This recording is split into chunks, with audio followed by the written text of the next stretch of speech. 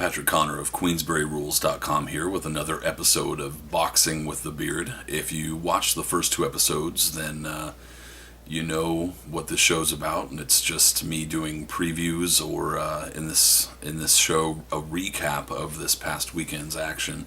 If you watched the first two shows, thank you very much. By the way, I again really appreciate it. But I'll dive right in once again. Won't waste too much time.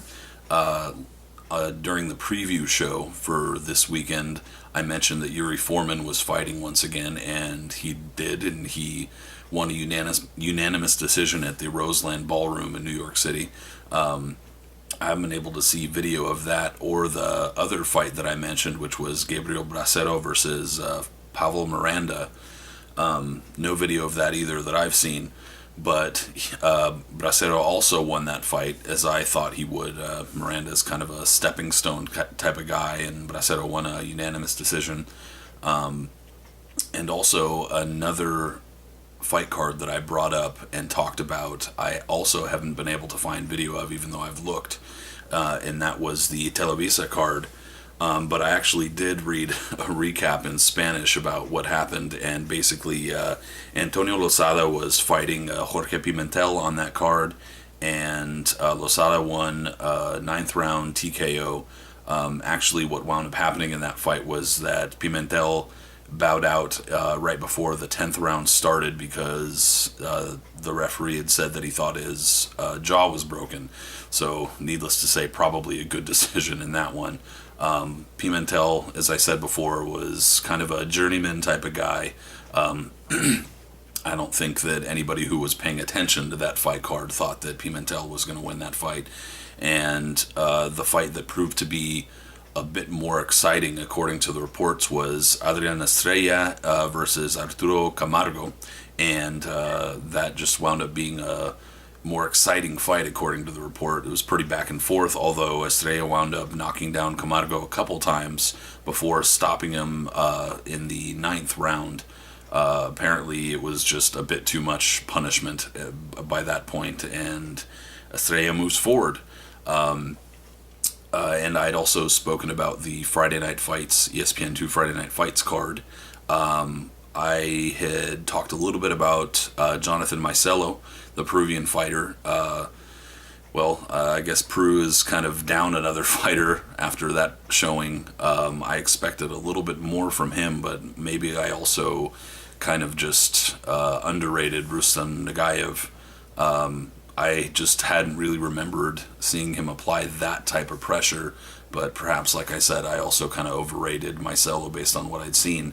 Maicello did come in, did kind of try to look a little cute in there, and tried to maneuver his way around a little bit too much, I think.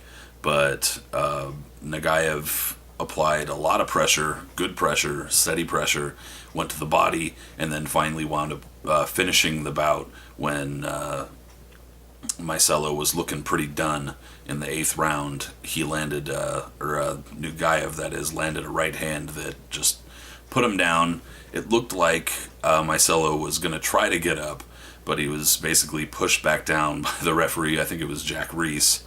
That's kind of a conversation unto itself. I think that was a little ridiculous. However, point is, he was definitely hurt. He probably wasn't going to last much longer, and what happened. Excuse me. And the fight on the undercard that I had actually forgotten to write down, maybe it was out of laziness, or I said on the video that perhaps I just wasn't that interested, but actually what wound up happening was another kind of upset, and that was that Jorge Maisonet Jr. wound up losing. He was, I think, 11-0 with 10 knockouts coming in. He wound up losing to an Armenian kid from Glendale, I believe, or at least he trains out of Glendale, named Gabriel Tolmagian. That was a pretty, it wasn't like a super exciting fight, but it wasn't a bad fight either. It was pretty much Tolmagian outclassing Maisonet Jr., maneuvering around him pretty easily, using angles, cracking him kind of out of nowhere. Not a ton of power, but enough to really put Maisonet on the defensive and cause him to not really look like the power puncher that he was billed as being. So I guess I was wrong to not preview that because it wound up being significant. But of course, the talk of the weekend was the card from Macau, Zou Shiming's professional debut from there. And that would be, of course, the amateur standout and multiple gold medal winner, Zou Shiming's professional debut. And on that card was also a couple other of interesting fights that we had been looking forward to, or at least I was looking forward to, and they did wind up delivering some good action. Basically, I'll start from the bottom as I did last time, I suppose, and Diego Magdaleno gave what I thought was a pretty gutsy, good showing against Rocky Martinez, and I don't think that either guy's stock really went down in that fight. It was a solid fight. Both guys were throwing pretty recklessly at times, but I also enjoyed that there was a lot of trading. There were some good exchanges in there. Both of them landed some really hard shots, but there was also, I thought, a fair bit of skill in there too. It had kind of a best of both worlds appeal to it, in my opinion.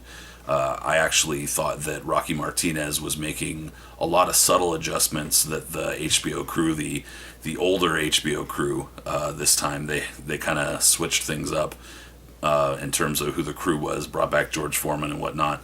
But I thought that those guys were missing some of the subtleties that were going on in there.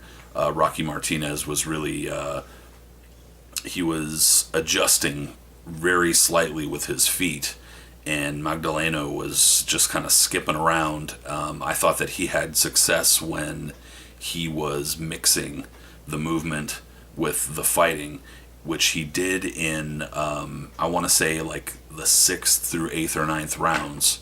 He was really, he had a kind of a rhythm going where he was moving, using angles, stopping to fight, firing like, a punch or two, going to the body nicely, and then moving away. But then in the last maybe 3 rounds, he just kind of moved too much. I thought that he basically gave the fight away at that point.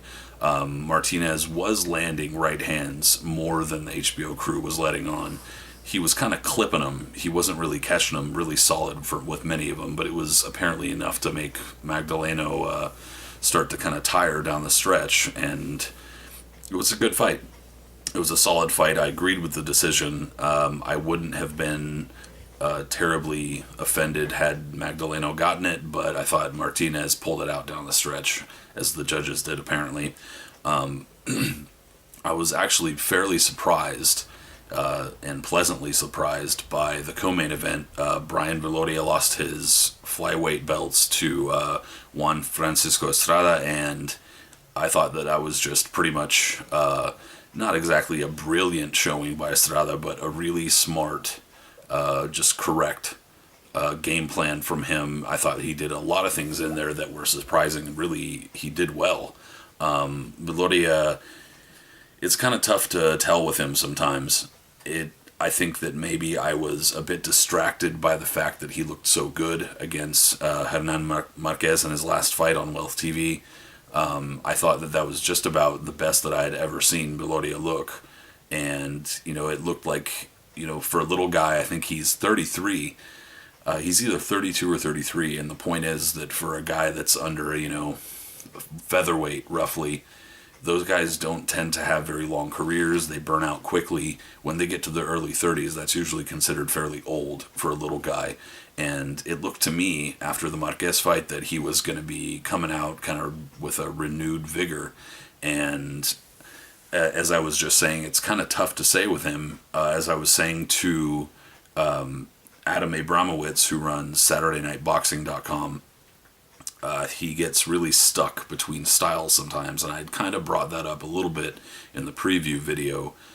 Sometimes he likes to kind of go all out and really just trap guys and beat the hell out of them, and sometimes I think when he's at his best is when he lays back just enough to lure guys in, and his hands are quick, so when the guys reach in and maybe they're a little short or even not short, he counters hard, and he has explosive power and, like I said, good hand speed, so he's good at doing that. but he, I think, was in there with a guy in Estrada that wasn't taking the bait. Basically, he did Viloria, that is, he did try to set some traps. He did kind of try a few different tactics. He bull rushed forward at a couple points. I think that was when he started to feel most desperate in the later rounds. But he tried a couple of different tactics, and Estrada just wasn't buying it. His punches were really sharp. He displayed a really wide arsenal of tools, and he came in with his uppercuts when Viloria started kind of lurching over from the body shots. I was kind of excited by his performance because, to me, number one, it really just it kind of confirmed to me that Chocolatito is the real deal. I've always kind of enjoyed watching him. It's kind of tough not to. And this guy Estrada just went through the ringer with him. It was a really good fight. Came out on the losing end, but then moved up a division to take the titles from a guy who was looking great not long ago. So I think it's kind of exciting to have a guy like that who's he's willing to fight. He sets a fairly high pace. He obviously has a pretty damn good chin. It's going to be a pleasure to watch that guy fight, I think, no matter how long he lasts. I really don't know, because he's soaked up a bit of punishment, and that kind of just seems to be his style, but he has a good chin thus far, and he should be fun to watch. As for Viloria, I'm not really sure, because since he does kind of present a bit of a puzzle in terms of being able to decipher who he is as a fighter and what he's going to be doing in his next fight. I really don't know. It could be a case of him finally getting old. It could just be that he waited a little too much in the fight, didn't quite throw enough when they had some opportunities to. I really don't know. It's tough to say, and I hope he comes back, because I've always enjoyed watching him fight. Well, almost always. When he is kind of made to follow a guy, he doesn't look so hot. But in any event, I hope he does come back. That was a split decision, by the way. I kind of disagreed that it was a split decision. I thought that Estrada took it pretty easily, especially in the last rounds. He was really just laying a whooping on Brian Viloria. Unfortunately, Viloria was, looking kind of bruised and swollen there at the end of the fight. But that's where we are right now with both of them, and I look forward to seeing Estrada hopefully on TV again, because he looks to be pretty fun to watch. Then, of course, the main event, 4-round main event, with Zou Shiming making his debut against that kid Valenzuela. Well, I don't think I really have anything new to say on it. It kind of just was what it was in terms of being a 4-round main event for a guy making his pro debut. Shiming reminds me a little bit of maybe like Zab Judah in terms of the way he moves. Not really him as a fighter or what he's done or anything, but he breaks a lot of rules. He moves awkwardly, delivers punches from kind of crazy angles, but he obviously throws more combinations than Zab. And he doesn't really seem to have Zab's type of one-punch power, at least the power that Zab sometimes shows. He's pulling straight back with his hands down. He got popped a couple times, but obviously by a guy that just wasn't in his class in any sense of the word. But he does have quick hands. It wasn't so much about Zou Shiming, who's 31 years old, just making his pro debut, and they're probably going to try to rush to something or other soon, just to kind of capitalize, strike while the iron's hot, as it were. But obviously the card, at least to me, was about kind of just getting the message out that there is this market here in China that is yet to be fully developed. There could be talent there, trying to inspire younger kids to get into boxing, etc. This is important, and I can imagine that Bob Arum, the next morning when he heard that something like 200 or 300 million people watched that main event, I can only imagine that Bob Arum was, having sugar plum fairies dancing in his head and dreaming of Andrew Jackson and Benjamin what's his name, Benjamin Franklin. There's so much money to be made there. Obviously, even like I was hearing figures were 300 million viewers. Even if it's only a third of that, that's pretty crazy. Even just trying to get a piece of that market. Yeah, there's money there, needless to say, and that's what the show was about. It was about trying to just kind of get a foot in the door over there in China and trying to bring, I guess, maybe networks over there. Bob Arum, I heard, is already talking about trying to get Manny Pacquiao to fight his next fight in Macau. I don't know. People are going to follow Manny Pacquiao no matter where he goes. That's pretty clear. So either way, if it's a new market and it kind of opens up it presents a shift in the future demographic of boxing, then I'd say that that's probably good. More diversity is good, and hopefully more popularity comes from it. But we'll see. And that's about it, I guess, for the show. Once again, I appreciate it if you tuned in. And please check out queensburyrules.com. But I actually have one question to ask my wife. Hey, Ilion. Who did you think won the Viloria fight? Mike Tyson? Yeah, Mike Tyson. So there you have it from a casual fan. Mike Tyson won the Viloria fight. Have a good night, guys. Take it easy.